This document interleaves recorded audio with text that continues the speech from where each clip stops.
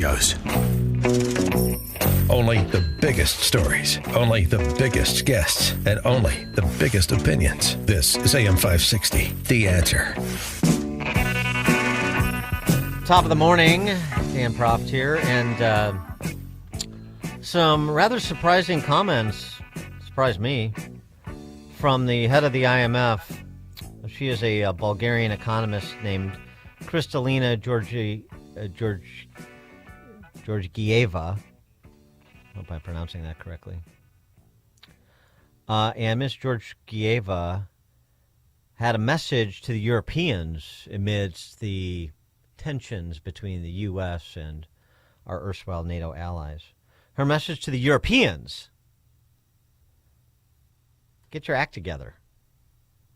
We are on record multiple times appealing to the Europeans to complete the single market, to concentrate on their domestic competitiveness. Europe has fallen behind in productivity. Europe has fallen behind in getting small companies to grow to giants, and that has to change. There are 4 things Europe needs to do. They know it, but they're kind of slow in the doing. 1, capital markets union. Make European money work for Europe. Right now, 300 billion euros European savings are in the United States. 2, complete their energy union. It is impossible to compete with 27 different energy systems. 3, complete labor market movement with qualifications. You cross the border from Germany to France, you can't work there. And 4, we want to see in Europe much more attention to research translating into innovation and capital. So, Europeans, if you're watching, get your act together. Wow. The head of the IMF in Davos on the CNBC desk.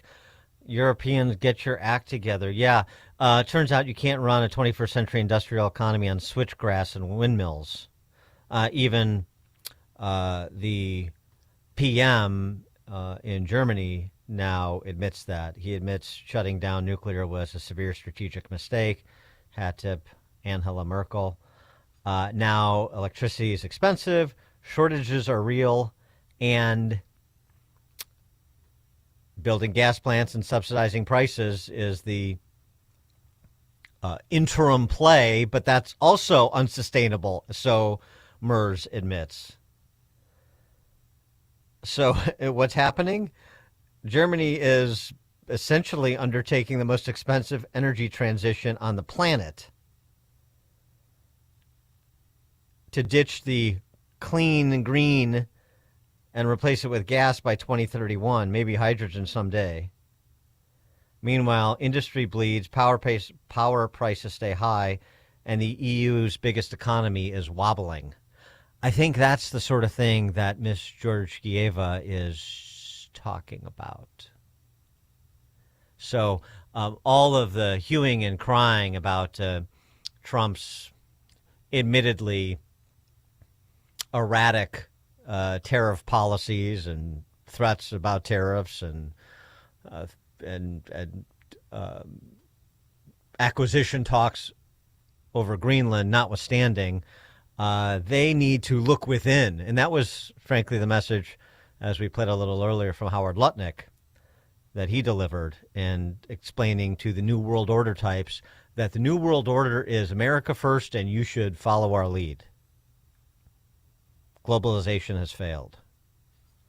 For more on these interesting comments from unusual sources, please be joined by our friend Stephen Moore, economist, author of The Trump Economic Miracle and the Plan to Unleash Prosperity Again, co-author with Art Laffer.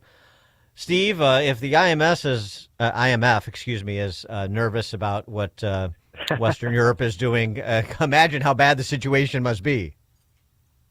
Yeah, that is for sure. I mean, there's an irony that one of the chief economists at the IMF, which is one of the most devious anti-economic growth, anti-capitalist institution in the world, should be lecturing about, maybe you should get back to capitalism and free market. Yeah.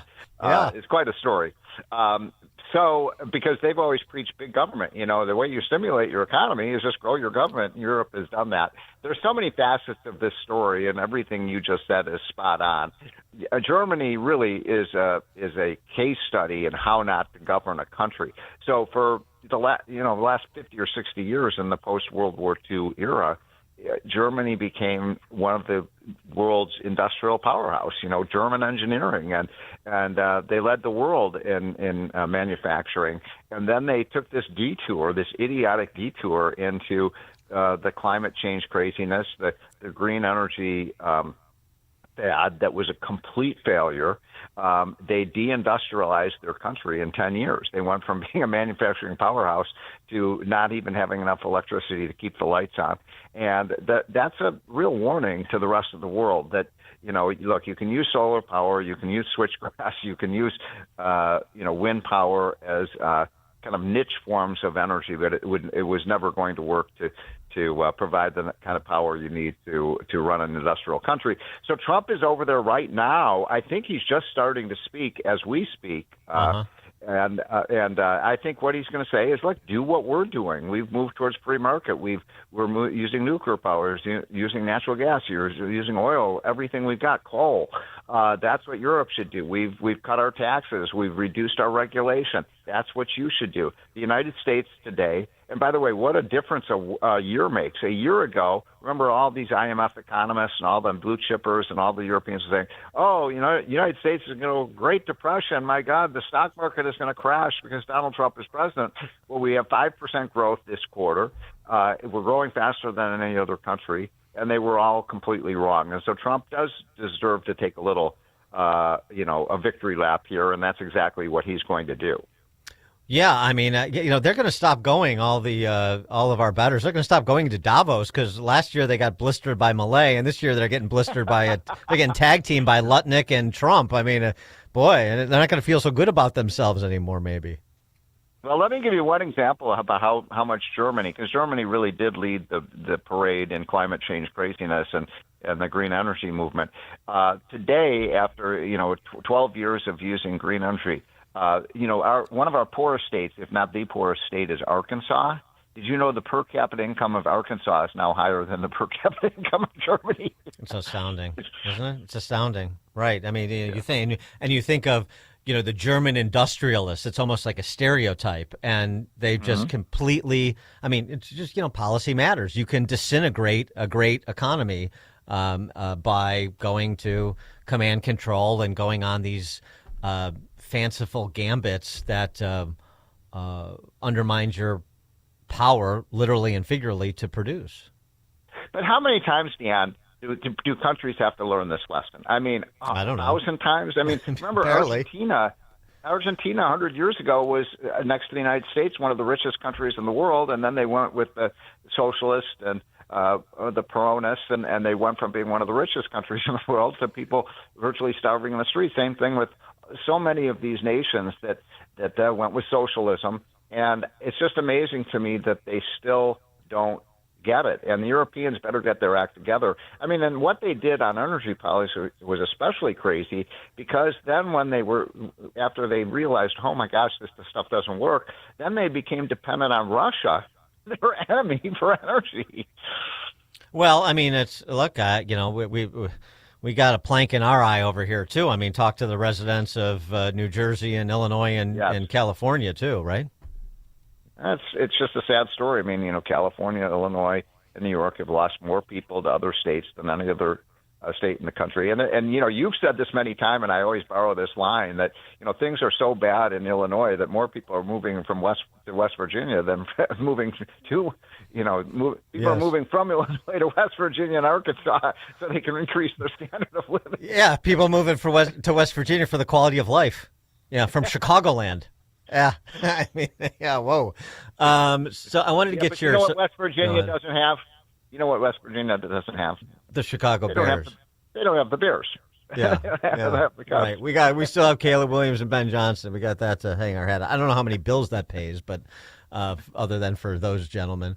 Anyway, I wanted to get your take. We talked about it a bit earlier in the program, but it was important what Trump did yesterday, I thought, long overdue, particularly on the issue of immigration. But this was, of course, a one-year look back and recitation of accomplishments. And on the one of the matters that's dogging him, at least in Republicans in the polls, it's also dogging the other side, by the way, but is prices and people still feeling like they're running in place at best, a lot of people. Yep. And this is what Trump had to say about prices, what's been done, and what's on the horizon. A lot of people are listening to the fake news a little bit, and I'm not blaming anybody. I think I blame ourselves. I think we've done a much better job than we're able to promote. We're not promoting. We're doing a great job, and we're sort of letting the promotion take care of itself. One of the reasons I'm doing this news conference, I think it's important. We have taken a mess and made it really good. It's going to get even better. But if you look at prices from a year or a year and a half ago, you look at the Biden prices, they were way up through the sky. And, you know, they use the word affordability.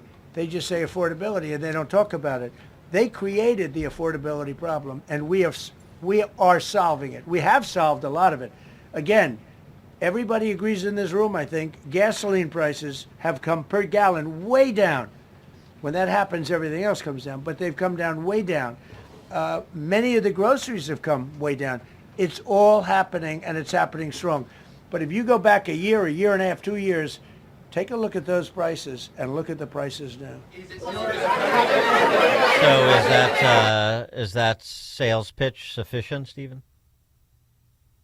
Well, what he said was true. I mean, the U.S. economy is booming, and the average family, if you look at the median income family income after inflation, it's up $2,500. So there's no time in history where affordability has been greater than right now.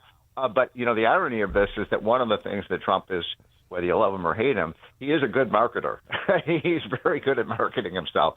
And yet he's right. They haven't done a very good job of marketing this economic comeback. And so we will see. But eventually reality has to catch up with perception. And people are going to start to see, you know, that their incomes are up, that they can afford more. But it is a big problem in two areas. Housing is way too expensive, and the other, of course, is healthcare. But don't worry, we're going to expand Obamacare, the Affordable Care Act. So we're going to make healthcare more affordable. Yay!